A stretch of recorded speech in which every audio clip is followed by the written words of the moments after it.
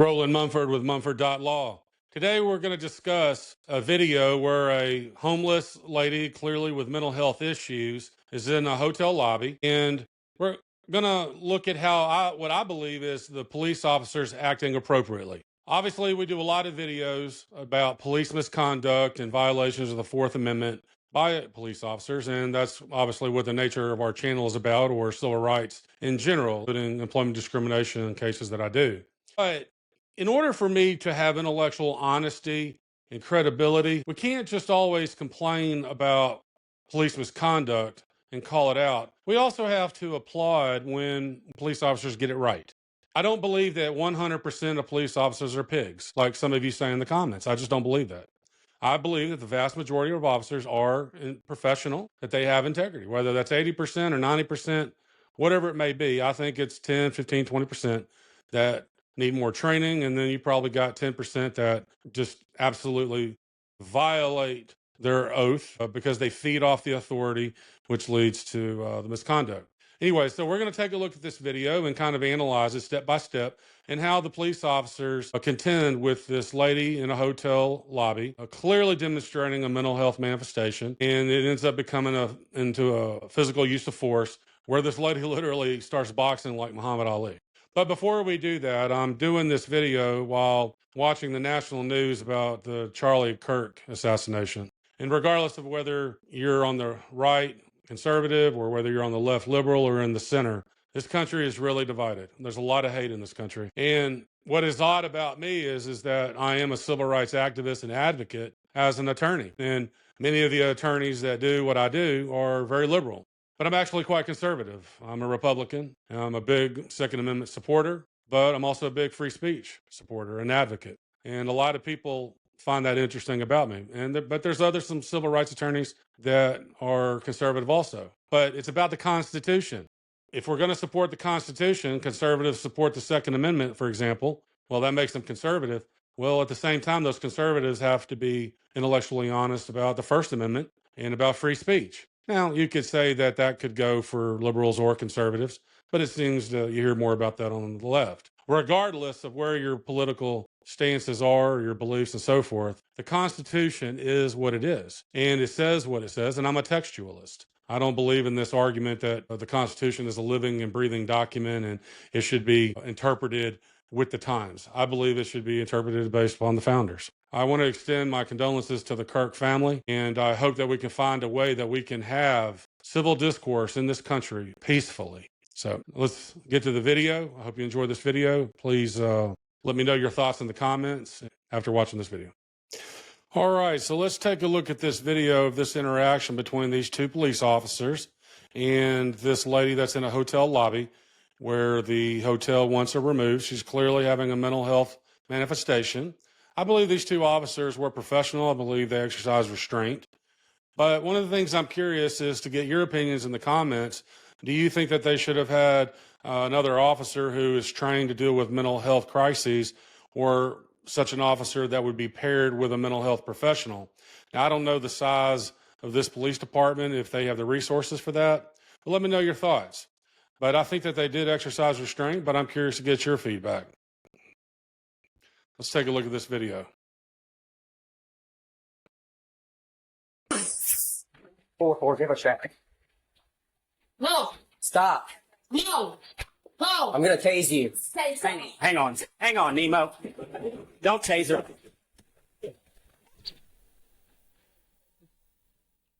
All right, so here, as you see, these two officers arrive on scene. The hotel manager has called the officers to have her removed. She may be homeless. It's January 20th of 2025, according to the timestamp on the video. You see the officers. It's cold outside. The way that they're clothed, they're wearing toboggans and wearing heavy jackets and so forth. She probably had nowhere to go and she was trying to get out of the cold.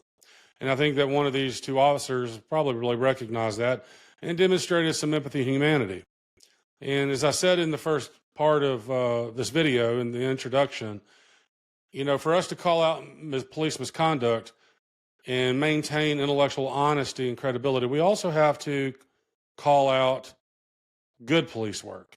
It can't just be all about attacking police and saying that all police officers are pigs and all police officers violate our rights. Because when you say things like that, then you have no credibility. 90%, I think, of most officers are professional and do what they're supposed to do, and we're going after the 10% or so bad apples. So let's continue watching the video. You see here that she's approaching. She's eating. Clearly, I think she's homeless, but it is very obvious as soon as they approach her that she is having a mental health manifestation. She can see by her appearance that she's disheveled. Her eyes are, I don't even know what term you would use to describe those eyes, but it doesn't look like somebody that's high on narcotics. It looks like almost zombie-like eyes, somebody having a mental health issue. So let's continue watching it from here.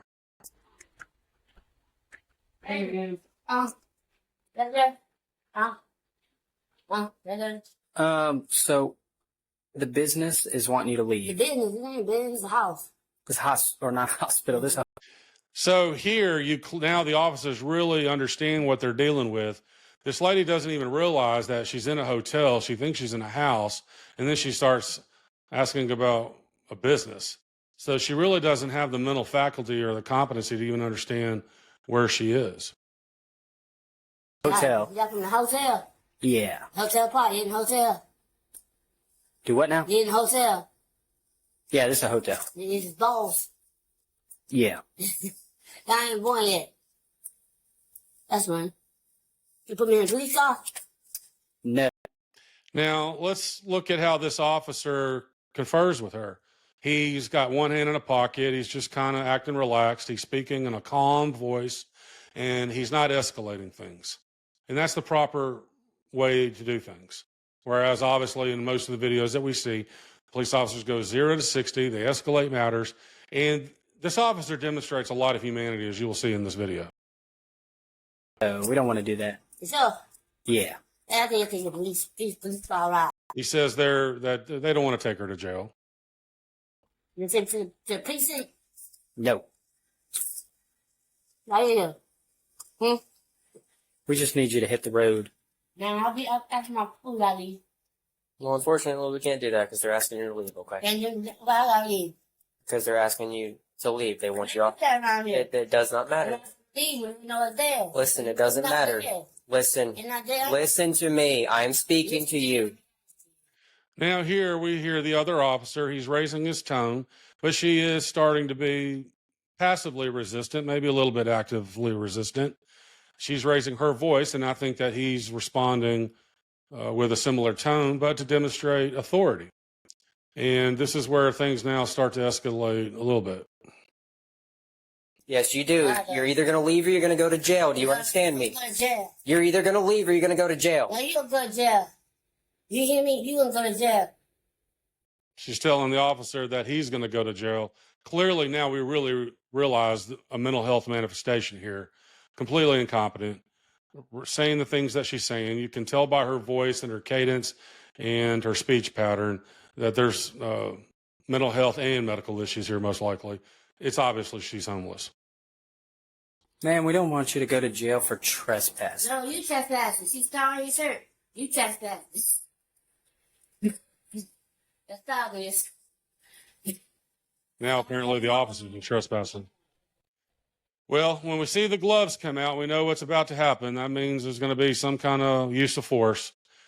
If a police officer is ever around you and you're interacting with that officer and you see the gloves come out, it means you're being arrested. Right there. Oh. Ain't no word. I'm gonna pick. He uses mechanics branded gloves. That's what actually Navy SEALs use. Well, those are great gloves, but you see him pull out the mechanics gloves. Yo, game. No, so hit your ass. Well, now we get along the force continuum, where a force continuum is a document or a set of policies where it lists certain levels of behaviors by a person. And when they get to the point that they're being assaultive or aggressive or making threats, now that's where, an officer is then they can use physical use of force. If Now, if a person is just sort of being verbal, they're not showing physical signs of being aggressive, they're maybe not really moving around, they're just sort of challenging authority of the officer, etc., then according to these documents, this force continuum, they should not be pulling out gloves. They should not be ready to use force. But now she's telling the officers that she's going to kick their ass. Now we've reached that level of the force continuum for the officers, and they would be in compliance with use of force. You're not going to handle the people. We don't want to do that. Did you hear your language? We just want you to leave. No, you leave. Leave. Ma'am, all we're asking you to do Now she's threatened to kick both officers' asses. It's clear, though, she's not in her right mind. She doesn't know what she's doing. is leave. All this. You understand? Yes, that's what we're asking you. So it's either time to leave or we're going to take you to jail. It's either time to leave or we're going to take you to jail. No, you're Now, right here, I want you to give me your opinion. She gets up, she's drinking the coffee, but by the direction she's walking, it appears that she's just going to walk by the officer. Let me know in the comments, do you think that the officer was appropriate at this time to grab her arm and to take her into custody? I think you could argue it either way, really. fine. 4-4, give us traffic.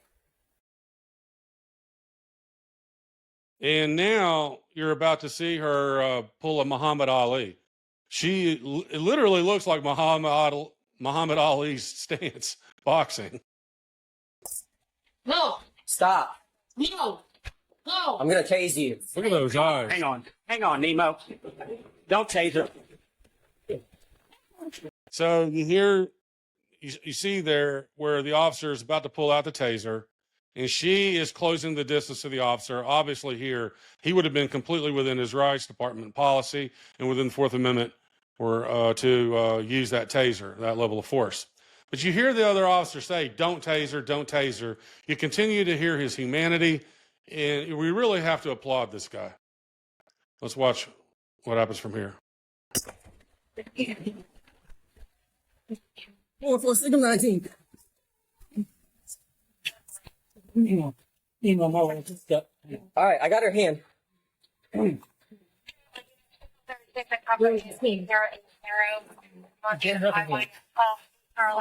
It's really unfortunate that it had to come to this, but I think these officers really had no other choice. They really gave her every chance. But then you could ask the question, she wasn't in her right mind to know what she was doing, to even make the decision to leave or not. And should a mental health professional should have been called on scene or an officer trained to deal with it? Or should an EMT, an ambulance come by who are perhaps better trained to deal with this? I think you could make that argument.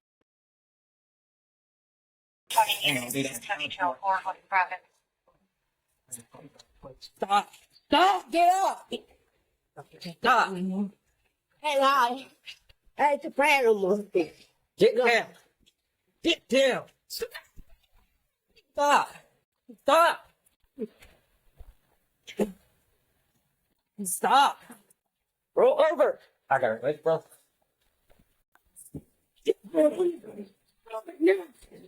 Don't play with you.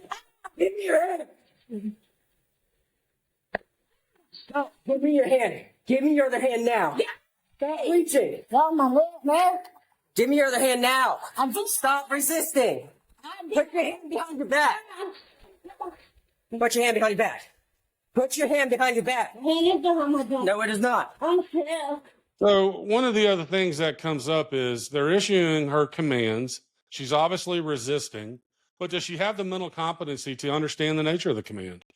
Now, maybe she doesn't even understand that she's resisting. And this case is, it's 7 months ago. I don't know what happened with the disposition of her arrest, but in charges, that is. I know she was arrested for resisting arrest, but diminished capacity is going to be a defense here. And I do occasional criminal defense cases, used to do a lot of them over the years. This is absolutely a diminished capacity defense. It's not an insanity type of defense. An insanity would involve not understanding the distinction between right and wrong, Whereas here, in a diminished capacity, you're literally arguing that she doesn't have the mental faculties to understand what was going on. And what that goes to is then intent. And what we in law school what we learned was the Latin phrase mens rea. She could not form the intent here, the mental element necessary to commit the crime, because I think she's obviously out of her mind. I don't think she really understands that she's resisting. I don't think she really understands the commands. She may understand them audibly, but in her mind, I don't think that she's processing it. So her charges were probably dismissed. I'm gonna tell her. I'm gonna tell her what you did. I'm gonna down, put the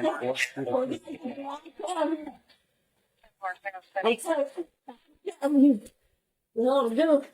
Tell you. Tell you. Go ahead. Get one. Tell you what I can do. I'm telling you. Tell you. And as you can see by her speech, she's talking craziness. She has no idea what she's saying. Stop. I'm sorry. I'm telling you. I'm telling you.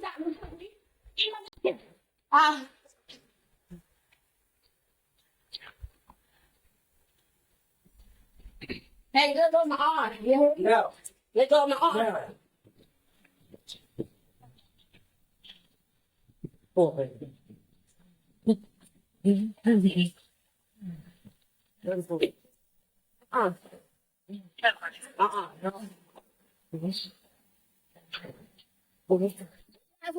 Go ahead, eat. Money. Go ahead.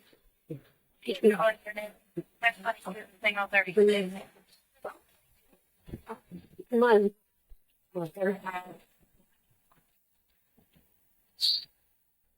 Yeah. Yeah. See? Yeah. You want to check that side? Go. Let mine go. Let mine go. Hey. No, you're staying on this bumper. Oh, so.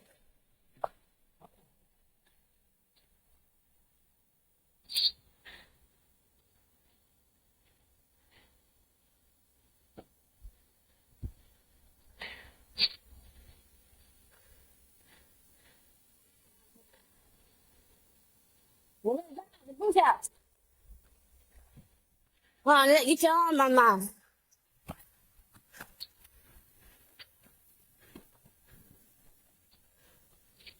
Come on, step up. Give me that getting closer.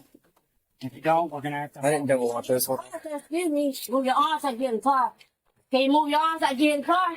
Hang tight a second. Hang on, we're gonna fix your cuffs so they don't tighten up on you. Move your arms like getting car. Move your arms like getting car, mister. Move your arms like getting car. You know, ma? Can you move your arms like getting car? Oh, see, what was you doing? That's it. All right, go ahead. Move the door. Yeah, whenever we got her on the ground while I was stalling, my shoulder was out of place. I went to pull my taser and realized that that's not going to work. It's multiple patties, so I went to go put it back, and that's what's the chart. Yeah, that's what I was kind of, because I was kind of in your crossbar, and I was like, crap, we don't need a taser.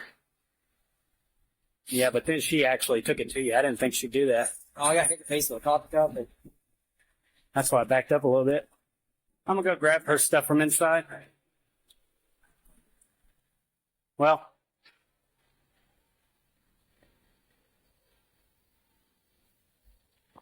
ouch. Well, that's pretty much the end of the video. I hope you enjoyed this. Please click like, share, and subscribe. And we appreciate all your support for the channel. We're getting really close to passing the 10,000 subscriber mark. I really appreciate it if you would share this video. Please subscribe. It drives the algorithm. And please share it with any other friends and get them to subscribe as well. Have a great day.